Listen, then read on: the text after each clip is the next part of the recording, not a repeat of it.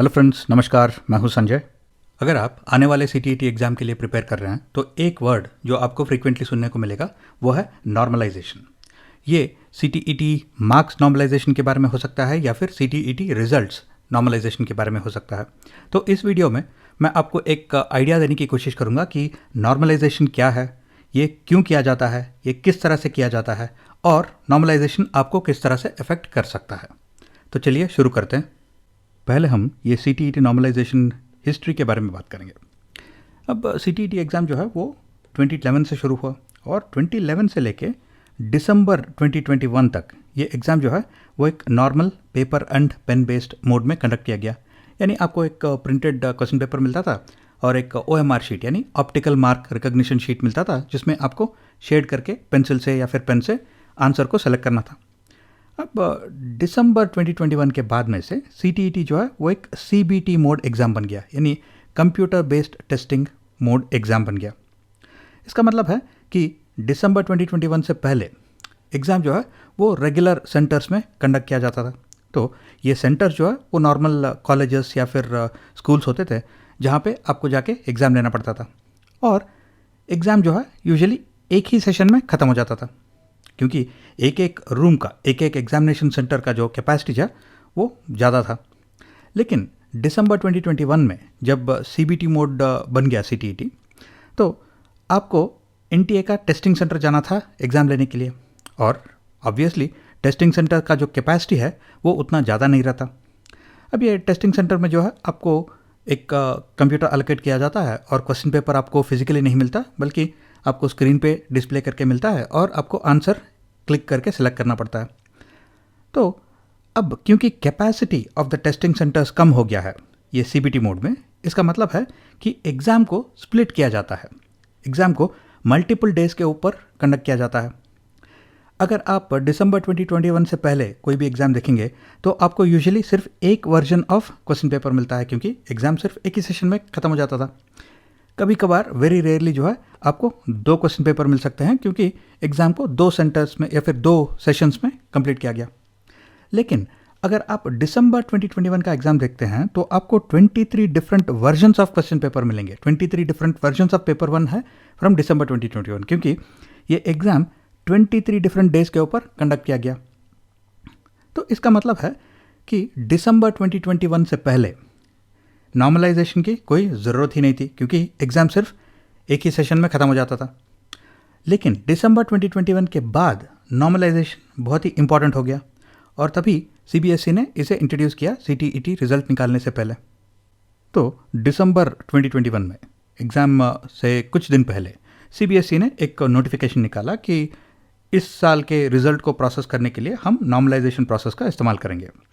तो इसको लेके बहुत सारा कन्फ्यूजन उठा स्टूडेंट्स में कि ये नॉर्मलाइजेशन प्रोसेस किस तरह से किया जाएगा, ये हमें किस तरह से इफेक्ट करेगा, क्या इस नॉर्मलाइजेशन प्रोसेस के वजह से क्या हमें अपना प्रिपरेशन स्ट्रैटेजी जो है वो चेंज करना पड़ेगा। तो ऐसे कई सारे सवाल उठाए गए और इसके ऊपर कई सारे वीडियो भी बने और कुछ वीडियोस करेक्ट थे और कुछ गलत थे। लेकिन अब हमारे पास एक ये एडवांटेज है कि हमने ऑलरेडी एक नॉर्मलाइजेशन प्रोसेस को देख लिया है फ्रॉम दिसंबर 2021। तो इसका मतलब है कि हमारे पास अभी ज़्यादा इन्फॉर्मेशन है और इस साल जो है ज़्यादा कन्फ्यूजन की गुंजाइश नहीं है इस नॉर्मलाइजेशन प्रोसेस को लेकर। तो अब इस नॉर्मलाइजेशन प्रोसेस की क्या ज़रूरत है, ये किस लिए यूज़ किया जाता है? वेल, एक एग्जाम्पल लेते हैं। सीटीईटी जैसा एक एग्ज़ाम था जिसमें जो मैक्सिमम मार्क्स है वो थे 120 और इस एग्ज़ाम में 12 क्वेश्चन थे क्वेश्चन पेपर में और एक एक क्वेश्चन के लिए 10 मार्क्स थे, इसीलिए ये एग्ज़ाम जो है वो 120 मार्क्स के लिए था। अब इस एग्ज़ाम में पास मार्क्स जो है वो थे 90, राइट। और क्योंकि ये एग्ज़ाम जो है वो एक CBT मोड में कंडक्ट किया जा रहा था, तो क्योंकि टेस्टिंग सेंटर्स में उतना कैपेसिटी नहीं था, तो ये एग्ज़ाम को मल्टीपल डेज़ के ऊपर कंडक्ट किया गया। तो एग्जाम्पल के लिए लेते हैं कि ये एग्ज़ाम जो है वो 3 डेज़ के ऊपर कंडक्ट किया गया था। तो हमारे 3 दोस्त हैं जो कि साथ में ही प्रिपेयर कर रहे थे, तीनों का कैपेबिलिटी एक ही है, तीनों का क्वालिफिकेशन एक ही है और तीनों ने equal amount of effort put किया इस एग्ज़ाम के लिए प्रिपेयर करने के लिए। अब पहले बंदे को जो है डे 1 अलॉट होता है, दूसरे बंदे को डे 2 अलॉट होता है और तीसरे बंदे को डे 3 अलॉट होता है। तो ये तीनों जाते हैं एग्ज़ाम लिखने के लिए। तो डे 1 जो बंदा एग्ज़ाम लिखने के लिए जाता है तो वो देखता है कि जो पेपर है वो 50% डिफ़िकल्ट है और 50% ईजी है, और इसको मिलते हैं 90 मार्क्स। जो बंदा डे 2 पे जाता है एग्ज़ाम लिखने के लिए, वो देखता है कि अरे वाह, इसकी तो चांदी लग गई, क्योंकि सिर्फ 4 डिफ़िकल्ट क्वेश्चन है, बाकी सारे क्वेश्चन ईजी है, तो ये स्कोर करता है 100 मार्क्स। और तीसरा जो बंदा है वो जब जाके क्वेश्चन पेपर देखता है तो उसकी किस्मत शायद ठीक नहीं थी, क्योंकि बहुत सारे क्वेश्चन जो है वो डिफ़िकल्ट थे, सिर्फ 4 इजी क्वेश्चन थे। तो इसने बहुत जद्दोजहद के बाद जो है वो 80 मार्क्स वो स्कोर कर पाया इस एग्ज़ाम में। तो अब क्योंकि इस एग्ज़ाम में पासिंग मार्क्स जो है वो है 90, तो पहला बंदा पास हो गया, दूसरा बंदा भी पास हो गया। अब तीसरा बंदा जिसने 80 स्कोर किया वो पास नहीं हुआ, क्योंकि पास मार्क्स जो है वो 90 है। अब यह क्या ये करेक्ट पिक्चर दिखा रहा है? क्या ये एग्ज़ाम के रिज़ल्ट ठीक है? क्योंकि तीनों के कैपेबिलिटी एक ही है, तीनों ने इक्वल अमाउंट ऑफ एफर्ट डाला है इस एग्ज़ाम को प्रिपेयर करने के लिए, राइट। लेकिन जो बंदा 100 स्कोर किया है, राइट, उसने 100 इसलिए स्कोर किया क्योंकि शायद पेपर बहुत ही आसान लगा, राइट। और डे 3 में जो बंदा जिसको बहुत सारे डिफ़िकल्ट क्वेश्चन मिले और वो फेल हो गया, वो उसकी कैपेबिलिटी की वजह से नहीं, या फिर उसके इनेबिलिटी की वजह से नहीं, वो सिर्फ इसलिए फेल हुआ क्योंकि क्वेश्चन पेपर डिफ़िकल्ट था। और डे 1 में जो है उसको एक बैलेंस्ड क्वेश्चन पेपर मिला, 50% डिफ़िकल्ट थे, 50% ईजी थे, और वो 90 मार्क्स स्कोर कर पाया और पास हो गया। तो अब ये सिचुएशन जो है उसे करेक्ट करने के लिए, ताकि हम ये तीनों कैंडिडेट्स का जो परफॉर्मेंस है उसको ठीक तरह से बैलेंस कर पाए, तो इसके लिए नॉर्मलाइजेशन प्रोसेस को यूज़ किया जाता है। नॉर्मलाइजेशन जो है वो एक स्टैटिस्टिकल प्रोसेस है, और किस तरह का अप्रोच यूज़ करना है, किस तरह का फॉर्मूला यूज़ करना है नॉर्मलाइजेशन के लिए, वो डिसाइड किया जाता है एग्ज़ाम के टाइप के बेसिस पे। यानी कि कोई भी एग्ज़ाम जो कि एक मल्टीपल सेशन एग्ज़ाम है, मल्टी सेशन एग्ज़ाम है, जो कि मल्टीपल सेशंस के ऊपर या फिर मल्टीपल डेज़ के ऊपर कंडक्ट किया जाता है, उसमें नॉर्मलाइजेशन इस्तेमाल होता है। जब नॉर्मलाइजेशन इस्तेमाल किया जाता है तो पहले ये देखा जाता है कि क्या ये सिलेक्शन एग्ज़ाम है या फिर क्वालिफिकेशन एग्ज़ाम है। अब सिलेक्शन एग्ज़ाम में रैंक ज़्यादा इंपॉर्टेंट है, मार्क्स नहीं। जैसे कि एक IIT JEE या फिर CUET एग्ज़ाम में जो है बच्चों का एडमिशन कॉलेजेस में होता है on the basis of the rank, तो सारे कैंडिडेट्स को रैंक किया जाता है। तो ये रैंक को नॉर्मलाइज करने के लिए एक different type of statistical approach और स्टैटिस्टिकल फार्मूला को यूज़ किया जाता है। अगर हम क्वालिफाइंग या फिर क्वालिफिकेशन एग्ज़ाम्स की बात करें, जैसे कि CTET या फिर UGC नेट, तो यहाँ पे मार्क्स ज़्यादा इंपॉर्टेंट है, क्योंकि एक पर्टिकुलर लेवल रहता है, जैसे कि 60%। जो भी कैंडिडेट 60% से ऊपर स्कोर करते हैं वो क्वालिफाइड होते हैं, जो भी कैंडिडेट्स 60% से कम स्कोर करते हैं वो डिड नॉट क्वालिफाई होते हैं। तो इसका मतलब है कि यहाँ पे एक अलग तरह का फॉर्मूला, अलग तरह का अप्रोच यूज़ किया जाता है नॉर्मलाइजेशन के लिए। जो एग्जैक्ट फार्मूला या फिर एग्जैक्ट प्रोसेस यूज़ किया जाता है CTET में नॉर्मलाइजेशन के लिए, उसको मैं इस वीडियो में एक्सप्लेन करने की कोशिश नहीं करूँगा, क्योंकि वो प्रोसेस जो है थोड़ा एलाबरेट है, और फ्रैंकली ये हमें ज़्यादा जानने की भी ज़रूरत नहीं है, क्योंकि जो भी प्रोसेस वो यूज़ करते हैं हमें मालूम है कि नॉर्मलाइजेशन तो होगा, राइट। तो हमें उसे थोड़ा हाई लेवल में देखना है, एग्जैक्ट प्रोसेस को हमें समझने की ज़रूरत नहीं है। लेकिन फिर भी आपको एक आइडिया देने के लिए यहाँ पे मैंने एक फार्मूला जो है वो पब्लिश किया हुआ है। ये formula government of Andhra Pradesh ने जो रिसेंटली APTET एग्जामिनेशन कंडक्ट किया, Andhra Pradesh teachers eligibility test, तो उस एग्ज़ाम में कैंडिडेट्स के मार्क्स को नॉर्मलाइज करने के लिए इस फार्मूला का इस्तेमाल किया गया। इसी तरह से अगर आपको ज़्यादा जानकारी चाहिए कि NTA उनके एग्ज़ाम्स के लिए किस तरह का नॉर्मलाइजेशन प्रोसेस यूज़ करता है, तो यहाँ पे जो आप डॉक्यूमेंट देख रहे हैं ये एक 3 पेज डॉक्यूमेंट है, जिसमें UGC नेट का नॉर्मलाइजेशन प्रोसेस को एक्सप्लेन किया गया है। इसी तरह से कुछ और भी एग्ज़ाम्स के नॉर्मलाइजेशन प्रोसेस और फॉर्मूला के बारे में डॉक्यूमेंट जो है वो आपको इंटरनेट पे मिल जाएंगे। लेकिन जो भी फॉर्मूला, जो भी प्रोसेस वो यूज़ करते हैं, वो एग्जैक्ट डिटेल्स हमें जानने की ज़रूरत नहीं है। हमें सिर्फ ये जानना है कि ये normalisation process at a high level किस तरह से काम करता है। तो इस नॉर्मलाइजेशन प्रोसेस को थोड़ा बेहतर समझने के लिए हम उसी एग्जाम्पल को थोड़ा एक्सटेंड करेंगे, जिसके बारे में हम अभी थोड़ी देर पहले डिस्कस कर रहे थे। अब हमारा एग्ज़ाम जो है वो 3 डिफरेंट डेज पे कंडक्ट किया गया था, डे 1, डे 2, डे 3, राइट। और जो हमारा दोस्त डे 1 पे गया था एग्ज़ाम लिखने के लिए, उसको मिले 90 मार्क्स, डे 2 वाले को मिला 100 मार्क्स, डे 3 वाले को 80 मार्क्स। और डे 3 का जो क्वेश्चन पेपर है वो सबसे डिफ़िकल्ट था, क्योंकि इसमें ज़्यादा डिफ़िकल्ट क्वेश्चन थे। और डे 1 का क्वेश्चन पेपर है वो सेकेंड लेवल का आता है क्योंकि इसमें थोड़े कम डिफिकल्ट क्वेश्चन थे, और डे 2 का क्वेश्चन पेपर बहुत ही आसान था क्योंकि इसमें ज़्यादा से ज़्यादा जो है वो ईजी क्वेश्चन थे।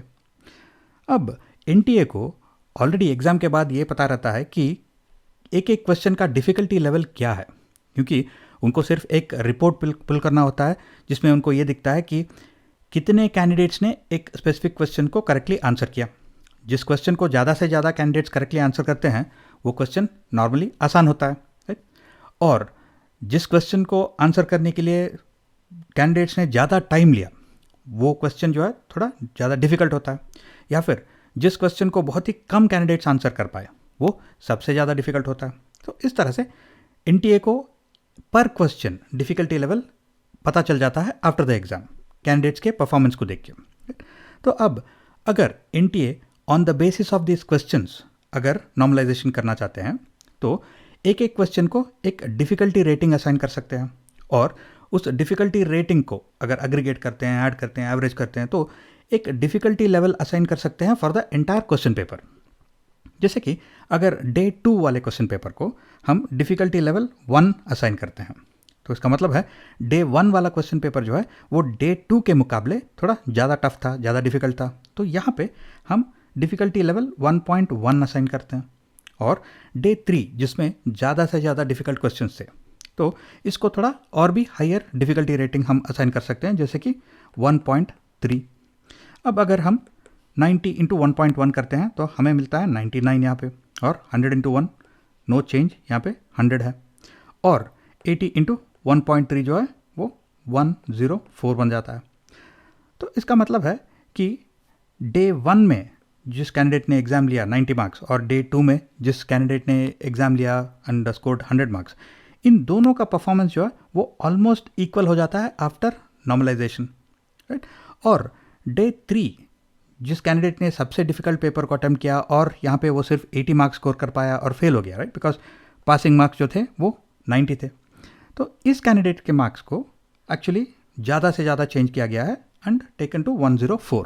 तो इसका मतलब है ये कैंडिडेट जो है जो डे 3 में एग्ज़ाम लिया है उसने, उसके मार्क्स एक्चुअली डे 2 वाले कैंडिडेट और डे 1 वाले कैंडिडेट से भी ज़्यादा निकला इसका, राइट। तो इस तरह से नॉर्मलाइजेशन प्रोसेस के बाद में कैंडिडेट्स के मार्क्स जो है वो चेंज हो सकते हैं। और फिर से मैं ये क्लैरिफाई करना चाहता हूँ कि ये फॉर्मूला नहीं यूज़ करता सीटीईटी अपने नॉर्मलाइजेशन प्रोसेस में। ये सिर्फ एक छोटा सा एग्जाम्पल है, एक रूडिमेंट्री एग्जाम्पल है, ताकि हमें ये पता चले कि ये नॉर्मलाइजेशन का क्या इफेक्ट हो सकता है। तो अब जो सबसे इम्पॉर्टेंट क्वेश्चन है वो ये है कि ये नॉर्मलाइजेशन के प्रोसेस के बाद क्या मेरे मार्क्स इंक्रीज़ होंगे या फिर डिक्रीज़ होंगे। वेल, जहाँ तक मुझे मालूम है, क्योंकि हमने 2021 के रिजल्ट्स को देखा था, तो उससे शायद ये पता चलता है कि नॉर्मलाइजेशन प्रोसेस के बाद कुछ कैंडिडेट्स के मार्क्स को इंक्रीज़ किया जा सकता है अगर उन कैंडिडेट्स ने एक बहुत ही डिफ़िकल्ट क्वेश्चन पेपर अटेम्प्ट किया है। और नॉर्मलाइजेशन की वजह से जहाँ तक मुझे मालूम है किसी भी कैंडिडेट के मार्क्स को डिक्रीज़ नहीं किया गया है। तो नॉर्मलाइजेशन के बाद आपके मार्क्स शायद इंक्रीज़ हो सकते हैं लेकिन डिक्रीज़ नहीं होंगे। तो क्या ये नॉर्मलाइजेशन प्रोसेस एब्सोल्युटली एसेंशियल है, क्या इसे अवॉइड किया जा सकता है? वेल, फ्यूचर में कभी इस नॉर्मलाइजेशन प्रोसेस को कम्प्लीटली अवॉइड किया जा सकता है, क्योंकि एनटीए और सीबीएसई जो है वो एक डेटाबेस ऑफ क्वेश्चंस यूज़ करते हैं इस एग्ज़ाम को कंडक्ट करने के लिए। और जब सीबीटी मोड में इस एग्ज़ाम को वो कई बार कंडक्ट कर लेते हैं तो हम देख सकते हैं कि एक ही तरह के क्वेश्चंस या कभी कभी सेम क्वेश्चन जो है वो रिपीट होते रहते हैं। तो इसका मतलब है कि 1 या 2 साल के बाद एनटीए के पास और सीबीएसई के बाद इतना तो डेटा मिल जाएगा कि वो क्लियरली आइडेंटिफाई कर पाएंगे कि एक एक क्वेश्चन का डिफ़िकल्टी लेवल क्या है।